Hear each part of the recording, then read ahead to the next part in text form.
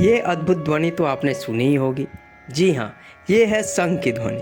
राधे कृष्ण मित्रों, कैसे हैं आप लोग। आज की प्रस्तुति में हम शंख के बारे में, उसकी विशेषताओं पे बात करेंगे। हमारे सनातन धर्म में क्यों है शंख का इतना महत्व, आज हम आपको बताएंगे। तो चलिए जानते हैं।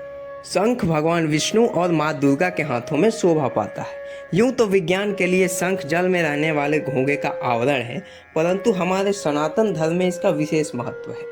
हमारे सनातन धर्म में शंख की पूजा की जाती है और प्रत्येक पूजा में शंख बजाया जाता है। समुद्र मंथन से जो 14 रत्न प्राप्त हुए थे, उसमें से 8वें स्थान पर शंख की प्राप्ति हुई थी। विष्णु पुराण के अनुसार शंख माँ लक्ष्मी जी का सहोदर भ्राता है। शंख भगवान श्री विष्णु और लक्ष्मी जी का प्रतीक है, इसलिए शंख घर में रखने पर माँ लक्ष्मी और भगवान विष्णु का वास होता है। शंख से एक दिव्य ध्वनि उत्पन्न होती है। यह ध्वनि जहाँ तक जाती है वहाँ तक के रोगाणुओं का नाश हो जाता है। शंख की ध्वनि से, शंख घर में रखने से और शंख में पानी भरकर घर में छिड़कने से नकारात्मक ऊर्जा नष्ट हो जाती है और सकारात्मक ऊर्जा का संचार होता है। शंख की पूजा करने से धन, धान्य, विजय आदि की वृद्धि होती है। शंख बजाने से हृदय और फेफड़ों का व्यायाम होता है और इच्छा शक्ति बढ़ती है।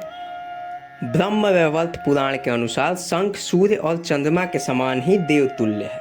शंख के अग्र भाग में माँ गंगा और माँ सरस्वती का, मध्य भाग में वरुण देवता का और पृष्ठ भाग में ब्रह्मा जी का वास होता है।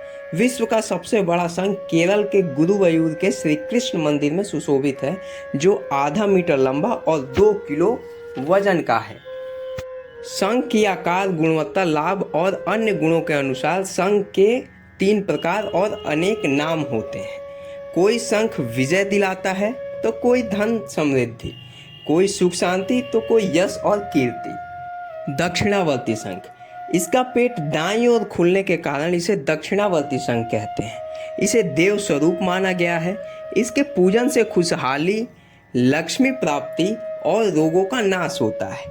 इसमें रात भर जल भरकर सुबह खाली पेट पीने से पेट रोग और नेत्र रोग अच्छे हो जाते हैं। ये नर और मादा 2 प्रकार के होते हैं। जो मोटे और भारी वो नर और जो पतली और हल्की वो मादा है।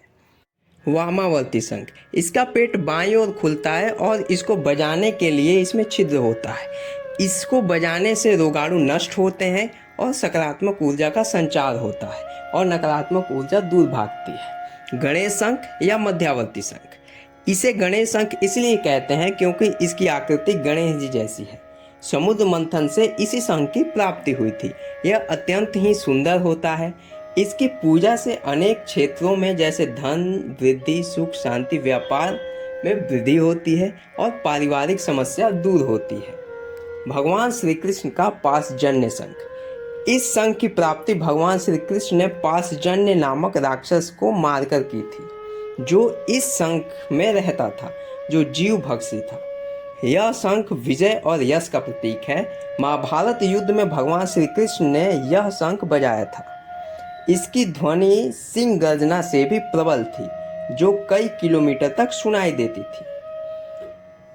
इससे वास्तु दोष और राहु केतु दोष मुक्त हो जाते हैं। कहा जाता है कि भगवान श्री कृष्ण का यह शंख अब भी धरती पर है। देवदत्त शंख, यह शंख अर्जुन के पास था, जो वरुण देव ने उपहार स्वरूप दिया था। यह दुर्भाग्यनाशक विजय और शक्ति का प्रतीक है। महालक्ष्मी शंख, यह श्री यंत्र की तरह प्रतीत होता है, इसलिए इसे महालक्ष्मी शंख कहते हैं। इसकी आवाज़ सुरीली और यह महालक्ष्मी का प्रतीक है। इसकी पूजा करने से घर में माँ लक्ष्मी का वास होता है। पौंड्र शंख, पौंड्रिक या पौंड्र शंख भीष्म के पास था। इसको बजाने से मनोबल में वृद्धि होती है। कामधेनु शंख, यह 2 प्रकार का होता है, एक गोमुखी शंख और कामधेनु शंख। कामधेनु गाय के जैसे आकृति के कारण इसका नाम कामधेनु है। इससे तर्क शक्ति प्रबल होती है। यह इच्छा पूर्ति शंख है। इसकी पूजा से स्थायी धन समृद्धि प्राप्त हो सकता है। कौड़ी या कौड़ी शंख, कौड़ी शंख धन समृद्धि बढ़ाता है। प्राचीन काल में इसके गहने और मुद्रा और पासे भी बनते थे। हीरा शंख, इसे पहाड़ी शंख भी कहते हैं क्योंकि यह पहाड़ों में पाया जाता है। इसका उपयोग तांत्रिक लक्ष्मी पूजन के लिए करते हैं। मोती शंख। मोती शंख को सफेद कपड़े पर विराजमान करने पर सुख शांति समृद्धि बढ़ती है, हृदय रोग कम होता है, व्यापार के गल्ले या कारखाने में रखने पर आर्थिक उन्नति होती है। इसे अभिमंत्रित करके उसमें जल भरकर माँ लक्ष्मी के चित्र के सामने रखने पर माँ लक्ष्मी प्रसन्न होती हैं। इसे स्थापित कर ओम श्री महालक्ष्मी नमः 11 बार बोलकर एक एक चावल का दाना उसमें भरना है। 11 दिन तक प्रयोग करने से आर्थिक तंगी समाप्त हो जाती है। अनंत विजय शंख। यह शंख युधिष्ठिर के पास था। यह अनंत विजय का प्रतीक है। मणिपुष्पक या सुघोष मणि शंख। नकुल के पास सुघोष और सहदेव के पास मणिपुष्पक नामक शंख था। इसकी पूजा से यश, कीर्ति और उच्च पद प्राप्त होता है। वीणा शंख। यह शंख माँ सरस्वती धारण करती हैं। इसका आकार वीणा के समान होता है। इसका जल पीने से मंद बुद्धि बुद्धिमान हो जाता है और न बोलने वाले को यह बजाना चाहिए, इससे वाणी आ जाती है।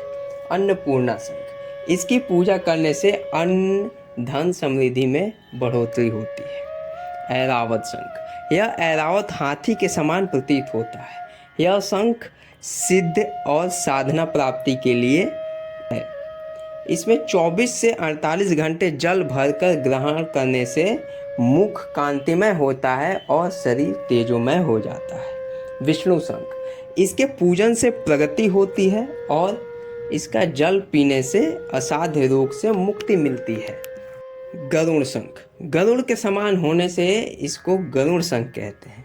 यह सुख समृद्धि देने वाला और विपत्ति हरने वाला है। रुद्र शंख। यह शंख भगवान शिव बजाते थे, परंतु त्रिपुरासुर के संहार के समय उन्होंने त्रिपुर नामक शंख बजाया था। और दिव्य शंख भी होते हैं जिनके नाम देव शंख, चक्र शंख, राक्षस शंख, शनि शंख, राहु शंख, पंचमुखी शंख, बालपुरी शंख, बुद्ध शंख, केतु शंख, शेषनाग शंख, कश्यप शंख, शेर शंख, कुबार शंख, गदा शंख और सुदर्शन शंख। शंख को समुद्रज, कंबु, सुनाद, पावन ध्वनि, कंबोज, अब्ज, तिरेच, जलज, अर्णोभव, महानाद, मुखर, दीर्घनाद, बहुनाद, हरिप्रिय, सुरचर, जलोद्र, विष्णुप्रिय, धवल, स्त्री विभूषण, पासजन्य और अर्णवभव के नाम से भी जाना जाता है। तो मित्रों, बस आशा करता हूँ कि यह प्रस्तुति आपको अच्छी लगी होगी।